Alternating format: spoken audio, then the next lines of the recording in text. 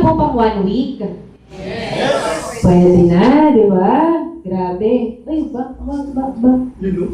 Yun o. Oh, ito po, couple to. May mga couples ba dito? Couples? Oh, ganito po. Para sa mga couples, sobrang laki ng advantage ninyo. Why? Dalawa kayo eh. Tama mali. Diba? Yung top earner nga natin, top 1, isa lang siya eh. Diba? Eh kayo, dalawa kayo. So, mas may edge kayo. So, katulad nila, Upline Jonathan, ayan. So, couple sila, pinagtulungan nilang mag-asawa. Just a brief background. Meron ba sa inyong negosyante po dito? Wala? Meron? O, ikaw lang? O, si Kuya Jonathan, si Upline Jonathan, before, owner siya ng computer shop. So, sa tapat ng letran yun, meron siya mga 200 units ng computers. Madami? Oo, pero nakita niya yung potential ng business. So, ginawa niya, dito siya nag-focus. Hanggang sinara niya na yung business niya, 100%, ito na yung ginawa nila mag-asawa. Ang maganda, meron siyang time and financial freedom, kasama niya yung anak niya, kumikita siya na ganito, linggo-linggo. Pwede na? Yes! Ulitin kayo, tatanungin ko po kayo siya po ba nung naging member, network marketer na? O hindi? Hindi. So, paano siya kumita ng ganyan? Inaral. Diba? So, aaralin natin. Next natin. Itong next natin, employee ito sa Canon. Technician siya. So, may mga employees po dito. Ang sweldo ni Jobert before, 8,000 pesos per month. Tignan niyo po kung magkano na yung income niya ngayon ng 1 month. Pakibasa po. Pwede na? Yes. Parang walang dating sa inyo Pwede na? Yes. Oh, imagine, di ba? Sabi nga niya, kung ako, nagpatuloy ako mag-work, ang income ko pa rin, 8,000 per month. Kung tumaas man siya, magiging 12,000 per month. Kung tumaas pa siya, magiging 15,000 per month. Oh, malapit na? Malayo pa din di ba? So, si Jobert ba? Networker ba siya nung pumasok?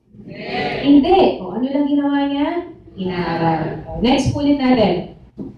Ayan, another couple. O, 1 week naman to. Ayan. Uy, ayan. So, yung maganda, pogi nating couple. Sila Joyce and Gibson. 46,000 in 1 week. Pwede na po? Yes. Kung times 4 natin, kasi 4 times tayo kumikita, that is 200,000 plus. Pwede na? Yes. Sila naman, former accountant, CPA, board passer, tapos yung isa, IT.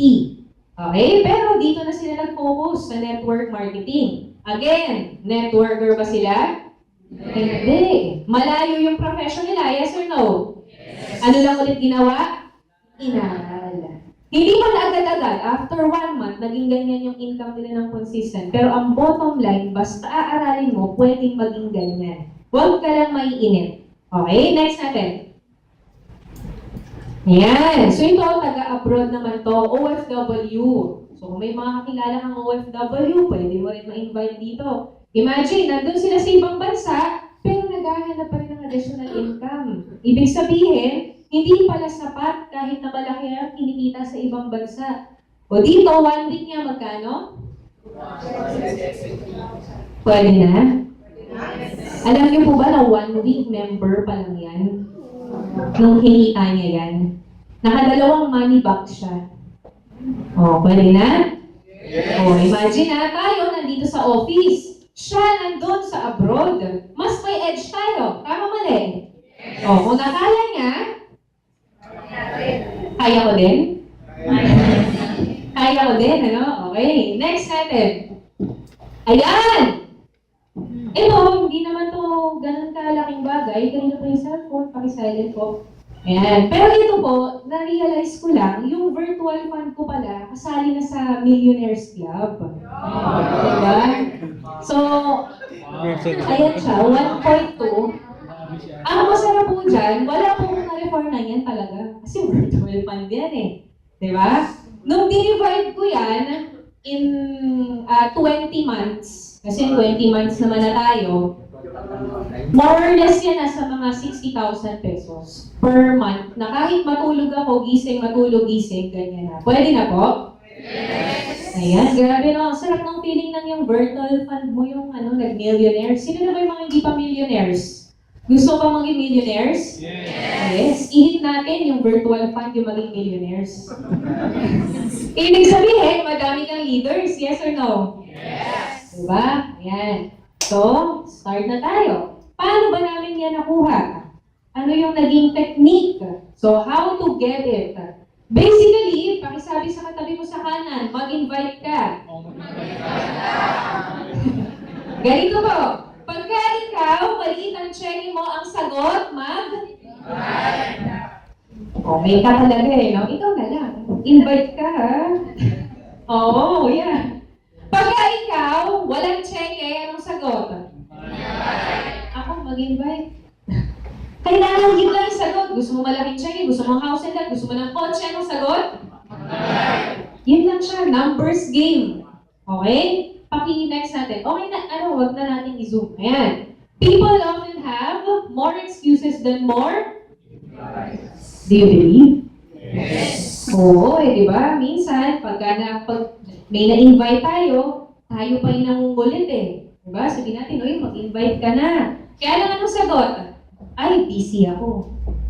Ay, kasi, yung mga invites ko, busy. Ay, kasi mag-aalaga pa ako ng bata. Ay, kasi may work ako. Ano pang excuses? Kadami? Ay, kasi lahat ng kakilala ko, natok ko na. Ay, kasi ayaw nila ng network marketing. Naku, lahat kasi sila nasalihan na nila. Ang dami, di ba? Sobrang dami. Alam niyo po, kaya kong magsalita ng lahat, puro excuses, hindi tayo matatapos. Ano pong bottom line? Very simple lang. Ang excuses hindi nauubos. Pero unless you do it, tsaka meron magbabago. Yes or no? Yes. So basically, simple lang naman yung sinasabi. Kailangan ang damihan mo yung invites. Hindi ba excuses? Hindi pwede yung sasabihin mo, apply, na-late ng cheque ko. Pag tinanong ka, ilan ba na-invite mo? Okay naman may invite ako 1 per day. 1 per day, madami o konti? Konti o konti? Kayo nagsabi yan. So kailangan, hindi ka magkakaroon ng invite na 1 per day lang. Okay, sige, 1 per week na lang. Pero totoo, di ba? May tinatamaan. Okay yan, pag tinatamaan ka, ibig sabihin, aware ka na kailangan mong baguhin yun. Okay? Kailangan marami kang invites. Kasi sa 10 may invite mo, possible 5 dyan ayaw. Kasi hindi nila naintindihan. 3, possible next month na. O 2 na lang. Paano kung yung 10, kinausap mo pa in 1 month? Paano na? Nagigets nyo? Pero kung halimbawa, ang kinakausap natin, everyday 5.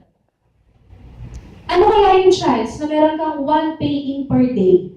Yung isa yung kinakausap mo o yung 5 yung kinakausap mo? Oo, di ba? Basic na basic lang. Kaya lang, wala akong ma-invite na 5 tao. Ito yun, dito natin matutunan. Next na lang. Ayan. Don't give up. The beginning is always the hardest. Sa lahat po ng bagay, lahat ng simula, yan yung mahirap. O, halimbawa, sino po dito marunong mag-swimming? Tapos na yung summer, uulan na, marunong mag-swimming. Noong pinanganak ka, marunong ka na agad mag-swimming? Hindi, di ba? Inaral mo lang din.